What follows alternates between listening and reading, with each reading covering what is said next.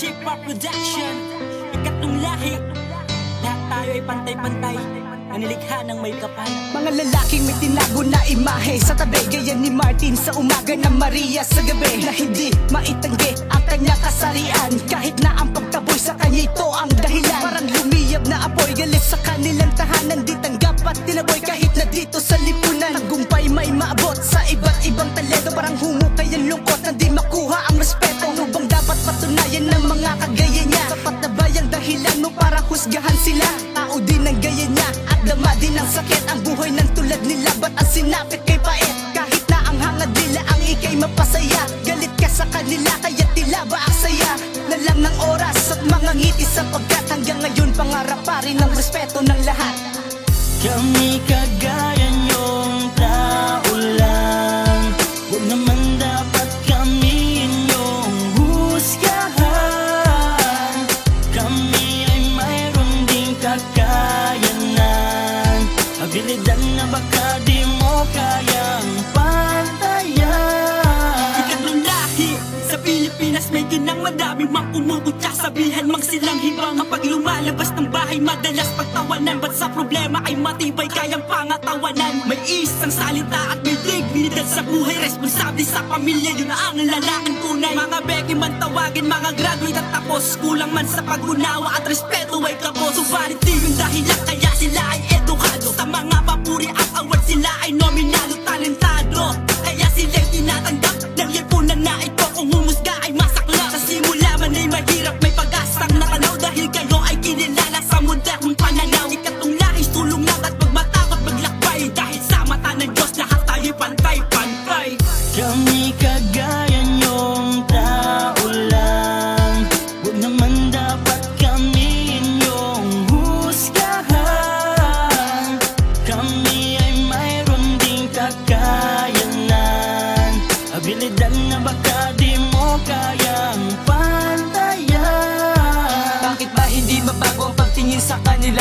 Bakit ba hanggang ngayon tila api pa rin sila? Kahit ginawa nila ang hindi pagpapanggap sa lipunan, para sila ay matanggap, nalubusan at makuha ang hangad nilang respeto. Tiis nila ang sakit kahit sila iniinsulto ng mga tao na hangad na sila'y hinusgahan, na di man lang tinanaw ang kanilang kakayahan. Diyos ang may karapatan para husgahan sila, kaya di dapat naging issue ang kasarian nila. Di man tugma sa anyo ang kanilang naramdaman, tao din naman sila at meron ding karapatan na mamuhay sa mundo na dala ay kasiyahan. Gaya mo ang tulad nyo, ang hangad nila'y kalayaan, at ang api sila ay di dapat maranasan. Tunay man na kung lalaki, handa silang ipaglaban.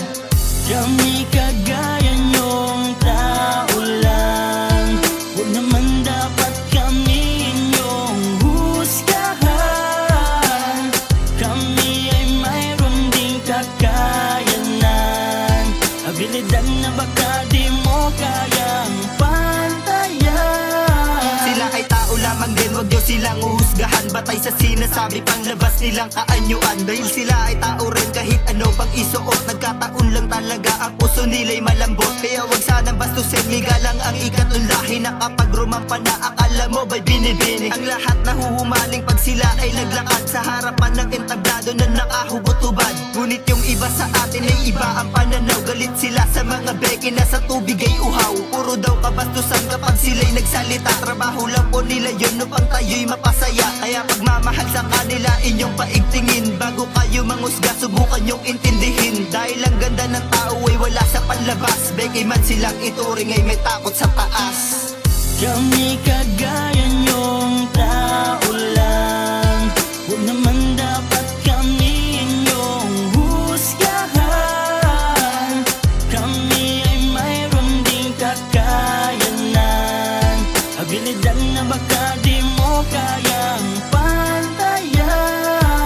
Sila'y naging matibay sa pundasyon na tinatag, yurakan man ng pagkatao, tila ba walang habag. Kung sila ay apihin ng ating mga kababayan, tila ba laging lungkot ang kanilang naging tambayan. Naging asarang inaagaw sa kampuso ng husto, naging ganyan ang pagkatao, di naman nila gusto. Kahit maging masaya, negatibo ang putok, positibong humarap, masama man ang loob. Pagkat hindi mo mababago kanilang kaanyuan, mundo man na mapanghusga kanilang pinagdaanan. Kahit nasa pilitan, subukan nyo na tanggapin, kahit na di mahalin, basta wag lang apihin. Dahil meron pakinabang sila'y may trabaho rin. Huwag silang kukutyain pagkat sila ay tao rin. Dahil meron pakinabang sila'y may trabaho rin. Huwag silang kukutyain pagkat sila ay tao rin.